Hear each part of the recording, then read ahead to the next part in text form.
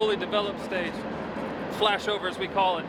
I'm going to show you the fire load, the exits, what water supply we're using, so you have an understanding what we got going on in there. Just to be safe for the COVID, I'm going to take 10 in at a time. We'll talk about it, and then the next 10 will come in and we'll talk about it. All right, so just first 10, Chief, you mind? We call this the classroom, the lower portion. All right, this is where we're sitting, and this is the actual burn room. Okay, so you see a barrel there. That's called the crew. Real quick, so you know who's in here with you. My name's Chris Norsworthy. I'm a lieutenant with the Woodlands Fire Department. I've got about 18 years experience. I'm at the station at Station 6, right across the freeway here. I also work for Lone Star College Montgomery, which is hosted out here, so I'm very familiar with all these props and the facility really well. So what we have here, like I said, outside is the fire behavior prop. What we like to call this is the classroom, the observation room, and then we have the actual burn room up here. Okay, so we're going to be in this area. We will never be in this area up here. You're going to be seated, basically with your feet towards this prop, and you're going to be just watching this direction. Okay, we have a barrel with 2.5 pallets worth of wood, and what we do is we light that. That's what actually we light on fire. That's going to be our fire. The OSB that you see around the walls, that's to simulate furniture in a room. And what it does is it's going to off-gas, and I'm going to explain that whole procedure while we're in here. And it's going to create the environment that causes what we call a flashover. So when we first start the fire, we call it the incipient state of the fire. It's really small, and it's going to develop into the fully developed stage, which is the flashover. That's the fire load. That's 7 sheets of OSB and 2.5 pallets worth of wood. I have one hand line in here, 1 3/4 inch fire hose with a fog nozzle. I'm going to use a technique we call penciling. It's not a technique that we teach firefighters on how to extinguish, but because this is not an extinguishment prop, it's more of just a fire behavior. Like we learn to see how the fire develops. We're going to talk a lot about door control. We have 2 doors in the rear. Obviously those are our exits, but we're going to control the doors and talk to y'all about how we're just not going in and finding the fire. We're doing door control. If there's, like today we have a really strong north wind, so we're going to talk about that, how wind affects our job. Right above you here we have a ventilation prop. So when firefighters get on scene, the engine companies typically go in and fight the fires, and the ladder companies get on the roof and cut holes. We're going to show you what that effect does to the fire when we put a hole in the roof. One, it helps anybody who has a chance of surviving the fire. It gives them a better chance to survive, and it also gives our firefighters a more comfortable environment to work and fight the fire. All right, so we have, like I said, the 2 exits are there. The one thing I want to talk about primarily on safety is you're going to be seated. So again, the smoke and fire is going to be about this level with the floor. I want you to stay seated. You're going to become perfectly safe. If you stand up, that's when we're going to start to run into a little bit of safety issues. One, at the height of this fire, it could be upwards of 1,000 degrees or higher. So stay low. And also if you stand up, if you look on either side of the wall there's a baffle. This door is going to shut. So if you stand up and walk, you could primarily hit your face, and that will dislodge your mask, and that could be an issue. You will be seriously hurt if your mask comes off, or unfortunately worse. So we need to crawl. If in a moment we're like, hey, I got to get out of here, I just want you to calmly just crawl out the hose line, and one of the 2 firefighters at the rear of the door will assist you on getting out. One thing I failed to tell the first group is when you're in this heat, in this environment, a lot of times we tell the people, don't touch each other, because when you touch each other, you have that airspace is superheated, and it could cause a burn on you. So just be very cautious, kind of be moving. You're going to kind of just sitting around, moving around, trying to keep your body from just taking a direct heat in one area. What else do I got here? 2 instructors in the back. They're going to control the doors. I'll have an instructor up here where Danielle's standing, and he's primarily watching y'all to make sure everything's okay.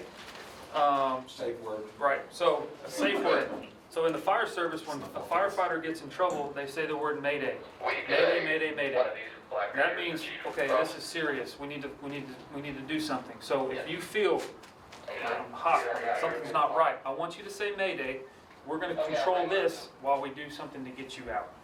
Okay? How long will we be with you in here? It could last, it varies. As long as How long does it take to make a roast?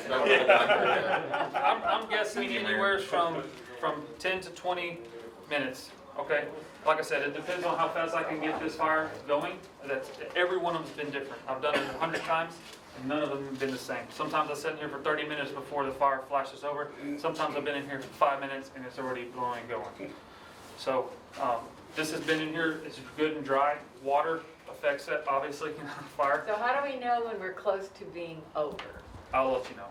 No. And if you feel like you're one of the ones that maybe want to get out early, I would suggest sitting towards the rear, and we'll accommodate to get you out of here. So we're all going to stack them. No, you first. Again, stay in the middle. If you feel the urge to pull your mask off, that's the thing I do not want you to do the most. Please don't pull your mask off. I promise it's going to. Can I add something, Chris? Yes, When sir. you're wearing an air pack, especially when you first wear it, you're going to feel a little claustrophobic, and it's going to feel like you're going to concentrate on your breathing. But once you're in here and you're watching the fire, your mind is not going to think about that. You'll be comfortable. You'll be watching the fire, and that'll take up most of your concentration. So just relax, when you get in here. And like he said, just crawl out on your hands and knees if there's an issue. It'll be great. Yeah, and it won't take you.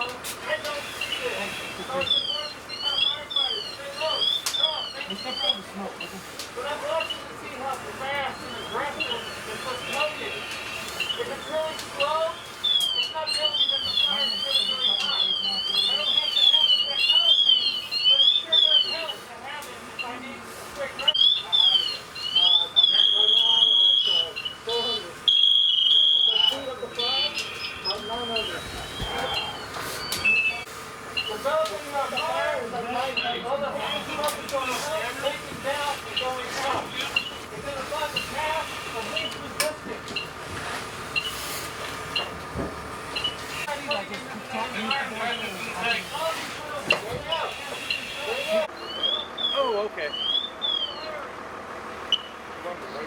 I know, that's sort of the good part, huh? Yeah, I'll give him a little bit of video. Cart's rolling over, that's why I come in. He was banking real good a minute ago.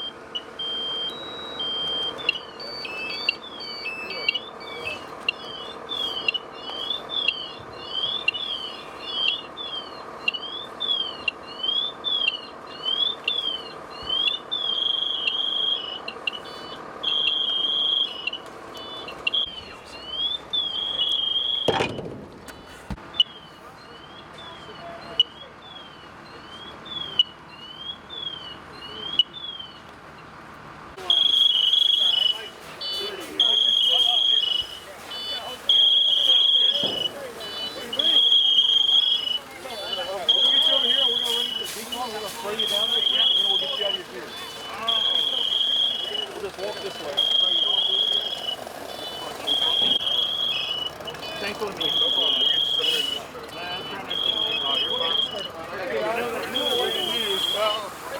All right. No, they just got back from being cleaned. Wait right there and they'll get you sprayed out. Step up right here. We'll get you.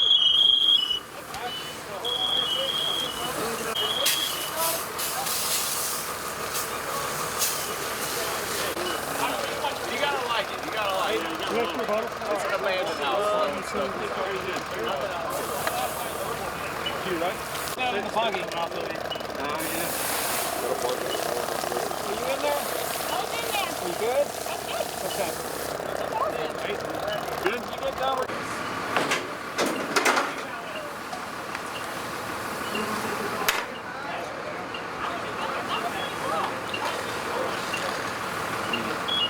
Why'd you pull that mask back?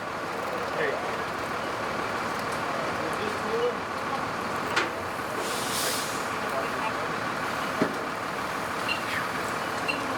That is amazing. What do you think? Oh, it is so impressive.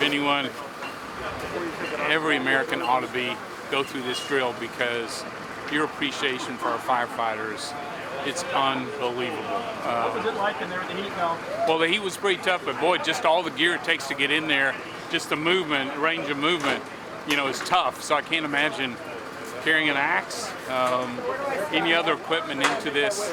Yeah, it's remarkable. Our firefighters are amazing. Like carrying a hose in there going looking at I can't imagine, cannot imagine. Like that or take the coat off, whatever you want to do. I just get a little. Get warm in there, huh? What happens if it actually, if the smoke, like what are some of the... What we did, That's amazing.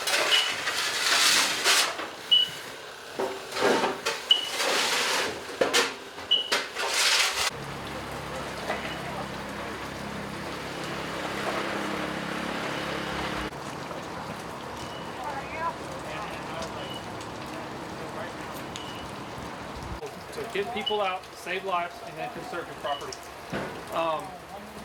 Y'all saw the fire from the incipient stages. It doesn't take, that's wood, okay? The OSB does have glue in it. But everything we have in our home now, the curtains, the carpet, the laminate flooring, the pre-manufactured flooring, the couches, everything is petroleum-based plastics. So to get that fire, it doesn't take that long for the fire to develop anymore. So that's why it's critical that we have the 5-minute response time or less. The more people we throw at stuff like this, the better the outcome typically is. Limited manpower, limited people, we're working extra hard. We were fortunate enough to just sit in there.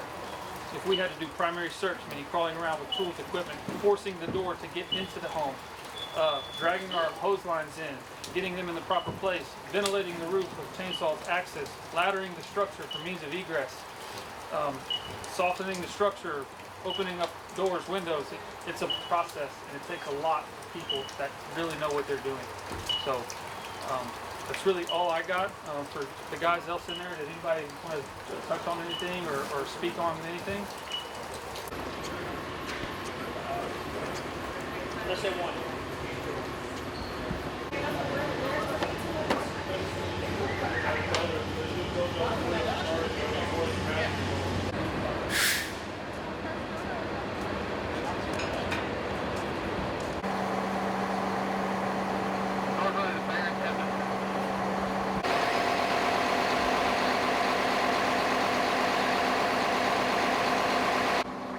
We kind of changed our design from our previous apparatus. The previous one was a little bit smaller. We have since added a lot more equipment. We're looking to try to maybe get some extra personnel to staff it. So we decided to build a little bit larger truck that has some more room for personnel to ride on it, as well as a lot of additional equipment to handle some of the increased incidents and things that we've been encountering. So if you want to take a look around, I can answer you. Do me a favor, Chino, would you go shut the ignition off? The rescue truck is set up for us to do a couple of primary things. The first and foremost is this truck goes on every box alarm, every fire we have in the Woodlands. So with the personnel on this truck, typically when they arrive, they're going to get something similar to a truck crew assignment. In the Woodlands, we have pumper apparatus, truck apparatus, and we have the rescue. Essentially, is that you get some additions? Oh, are we? Okay, y'all come on in. This is Rescue 101. Rescue 101 is our technical rescue apparatus. This truck has all of the tools and equipment that the company that rides on this truck needs to effect any kind of a rescue. If somebody's trapped, injured, hurt, caught somewhere, stuck in something, has something on top of them, got underneath something, this is the truck and the company that goes to handle those responses. We also go to every box alarm in the Woodlands. That's every fire. When this truck goes on the fire call, it's more in line with a ladder truck. So there's ground ladders, hand tools, and the company that's on here typically, depending on their arrival order, could be RIT. They could be assigned an interior search and rescue of a victim, and as well as maybe doing some other outside duties like ventilation and those things. So we have a lot of equipment on here. So that's the reason for it as being just a big box. There's no fire pump. There's no aerial. It's primarily tools, and the most important thing on this truck is the people. The people that ride this truck have a lot of extra responsibility. They go through a little bit more training. So the critical thing on this truck is the people that ride on it, and the tools that come with them. So if you want to walk around and look, some of the things we have in here, really quickly. So y'all come on in. So today we're going to do a little bit of extrication here in just a minute. And so this truck will have things on it for stabilizing the vehicles. We have cribbing, we have lifting and moving equipment. This first compartment has all of our extrication tools that you guys are going to be using. They're hydraulically operated. Sometimes they run on a gasoline-driven pump, and some of them are battery operated. There's also saws, lifting jacks, bottle jacks, that sort of equipment. There's stabilization struts and some other stuff in there. This compartment has all of our cutting equipment. It's got a gasoline oxygen torch, saws, battery operated saws, a battery operated bandsaw for things like impalements and that sort of stuff. This has this is where we separate all of our fuel out so that it's isolated in another box. These are all of our saws. If we don't know necessarily what we're going to encounter, so we try to keep a lot of breaching and cutting equipment. That's primarily what these two compartments are for. We have a generator and some fans, and inside of here is a great deal of stabilization. So if we have a building collapse or a firefighter trapped in a building collapse or anything of that nature, we have all of these lifting and stabilization equipment in this compartment that helps us get in, mitigate, stabilize it, find that person, and extricate them safely. The biggest thing on here, by far, like I said, though, are the people. So all these tools are great, but we have to train. So all the guys that are on this truck go through a tremendous amount of extra training and getting them to the scene as fast as we can so that they're there, because we rescue the firemen. If you wondered who does that, that's what this truck does. So the firemen get hurt, that's what we got to do. So if you Stuff of door removal and potentially the roof removal. We'll see how we're going with the tools. We have two sets of tools on here. One is going to be gas powered and the other is battery powered. Still the same strength. Obviously, technology has created this battery powered tools that allows us to be more mobile and married to hoses that we can only go so far, right? So as a company, y'all are going to work, this group will work on one side of the car and y'all will work on the other side of the car. Your wrangler will be with you the whole time, kind of coaching you, letting you know if some of the hazards were. Okay. But I'll give you a hand. Yep, just lift it straight out. Now walk on over to the car. Okay. Got it. These are nice because they're obviously battery powered. In a roadway where there's moving traffic, you always got to have your head on the swivel. Dangerous roadways, especially on 45, people just don't look, they don't care. It's like a light removal or whatever. Once we determine that we have a viable patient, we're going to extricate, we need to stabilize the vehicle and then secure the batteries to the vehicle. Almost every car on the roadway now is equipped with airbags. If I go immediately start cutting on these cars, I could deploy the side curtain bag, I could deploy the seat bags, I could deploy the steering wheel bag, and that obviously would hurt me and the victim even more. We don't want to make the situation any worse than it already is. We want to make it better. So let's just go ahead and say we've secured the batteries for time purposes. The one thing to consider is when I open the door with the key, my door is going to swing open. So I would never want to necessarily put it right here because I'm going to think that door's coming open, right? That's a great spot. Most people would think maybe you want to pry like this. It's a lot easier. You just push up and down. Yeah, just make it in and you here. start opening that up and get the place right down there, stabilizing. Another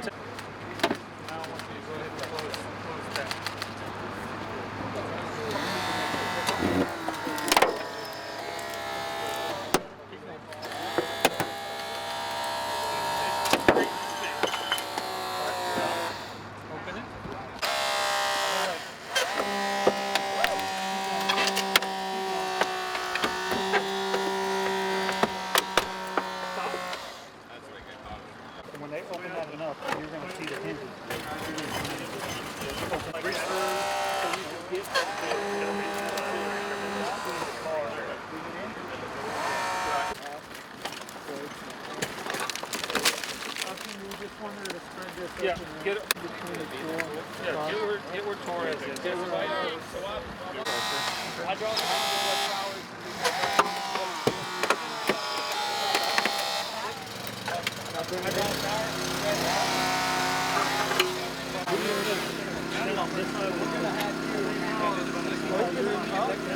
We're gonna come right here. Yeah, the exposure handle right here that we want to cut. So we'll let you throw it on the cutter real quick.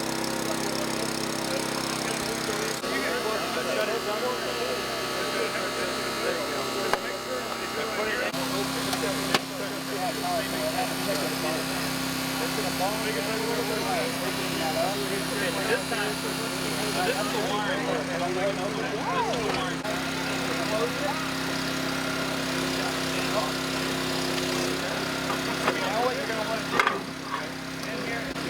Pinch points. Let's go start pushing you that way. You want to come on this side?